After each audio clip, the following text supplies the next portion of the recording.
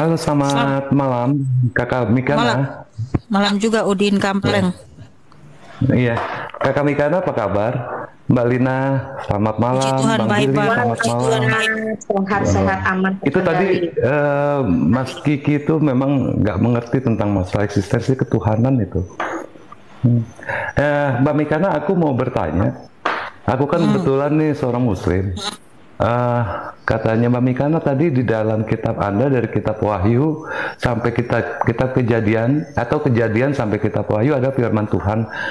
Kalau yang saya baca kemarin saya dengar dari perdebatan-perdebatan katanya ada 1 Korintus 1 nomor 21 itu apa ya? Maksudnya apa ya Mbak Mikana? Tapi aku jujur ya, aku pengagum Mbak Mikana loh. Aku suka. Makasih. Thank you. Oke, di 1 Korintus berapa? 1 Korintus 1 21 Mbak Mikana.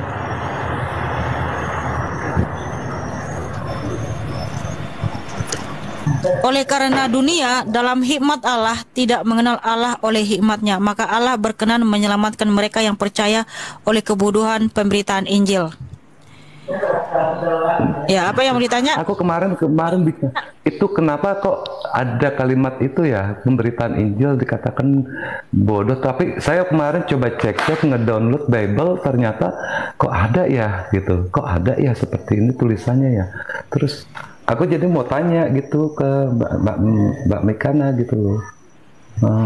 Terus apa lagi ya? Aku lupa deh waktu itu aku dikasih tahu sama waktu debat-debat itu. Aku sering dengar Ya, debat, Mbak. mungkin Oh ya, kita untuk masalah di Oke, di saya jelasin dulu Wahyu sedikit. 22, Oke, saya jelasin nomor- sedikit. Oke. ya. Jadi yang harus dipahami, Injil itu bukan nama kitab, tapi Injil itu adalah Yesus Kristus itu sendiri, karena Injil adalah keselamatan. Ya, di dalam 1 Korintus 4 ayat 10, kami bodoh oleh karena Kristus. Loh, kok karena Kristus kita jadi bodoh? Nah, apa yang membuat kita menjadi bodoh? Oke, ayat 12 kita baca 1 Korintus 4 ayat 12. Sampai pada saat kami melakukan pekerjaan tangan yang berat, kalau kami dimaki, kami memberkati. Kalau kami dianiaya, kami sabar. Tapi dalam pengajaran yang lain, kalau kita diperangi, harus diperangi.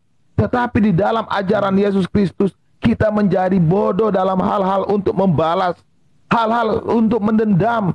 Itulah sebabnya dengan mengenal Yesus kita harus apa? Belajar untuk sabar dan tetap mengasihi. Itu aja yang Oke, ingin mungkin kusampaikan. kita harus baca secara lengkap. Bentar ya, kita harus baca secara lengkap mulai dari atas ya. 1 Korintus 1 ayat 18 kita baca ya, mulai dari 18. Sebab pemberitaan tentang salib memang adalah kebodohan bagi mereka yang akan binasa. Tetapi bagi kita yang diselamatkan, pemberitaan itu adalah kekuatan Allah. Karena ada tertulis, aku akan membinasakan hikmat orang-orang berhikmat dan kearifan orang-orang bijak akan kulenyapkan. Di manakah orang yang berhikmat? Di manakah ahli Taurat? Di manakah pembantah dari dunia ini?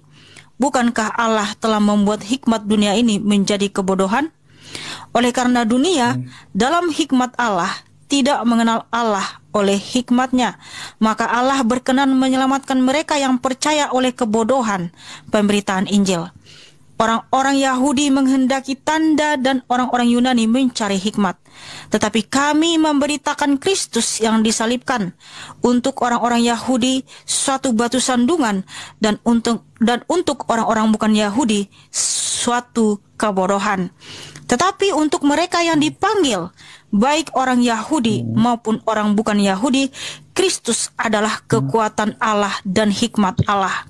Sebab yang bodoh dari Allah lebih besar hikmatnya daripada manusia, dan yang lemah dari Allah lebih kuat daripada manusia.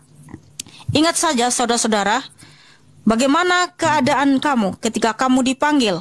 Menurut ukuran manusia tidak banyak orang yang bijak, tidak banyak orang yang berpengaruh, tidak banyak orang yang terpandang.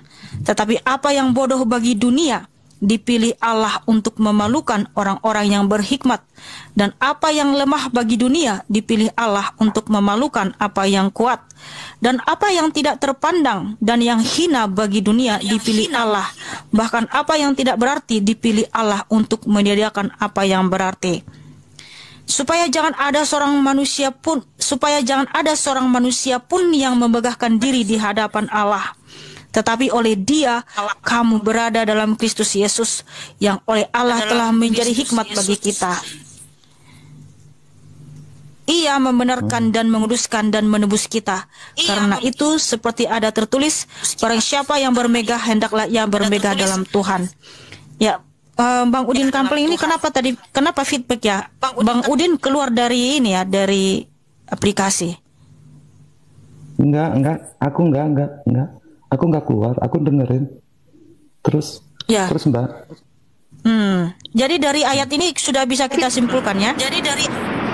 Ya, sepertinya Bang Udin ini keluar dari aplikasi. Bentar. Maaf Bang Udin. Bang Udin itu keluar loh. Kita membacakan ayat firman Tuhan, kamu sepertinya keluar ya dari aplikasi. Jadi gini ya. Tadi kalau kita bacakan bahwa memang salib itu adalah kebodohan bagi orang yang binasa, ya. Di mana orang-orang yang tidak percaya Kristus menganggap pemberitaan salib itu adalah kebodohan. Tetapi Allah ya menyelamatkan orang-orang yang bodoh itu. Gitu loh. Oleh karena lebih besarnya hikmat Allah dibanding kita gitu loh. Jadi kita itu diselamatkan bukan oleh karena kepintaran kita, bukan karena kekuatan kita, tetapi supaya kita bermegah di dalam Tuhan Yesus, karena Tuhan Yesuslah yang menyelamatkan kita, gitu maksudnya. Nah, memang Rasul Paulus ini adalah orang yang sangat cerdas ya. Jadi untuk mengerti kata-kata itu yang telah ditulis ya, memang butuh daya nalar atau hikmat dari Tuhan Allah ya, supaya kita dapat memahaminya. Bukan berarti Injil itu bukan Injil itu yang bodoh gitu ya. Tetapi bagi orang-orang yang binasa, Injil memang adalah suatu kebodohan gitu. Tetapi Allah lebih besar ya, hikmat Allah itu lebih besar dibanding kebodohan kita. Gitu maksudnya.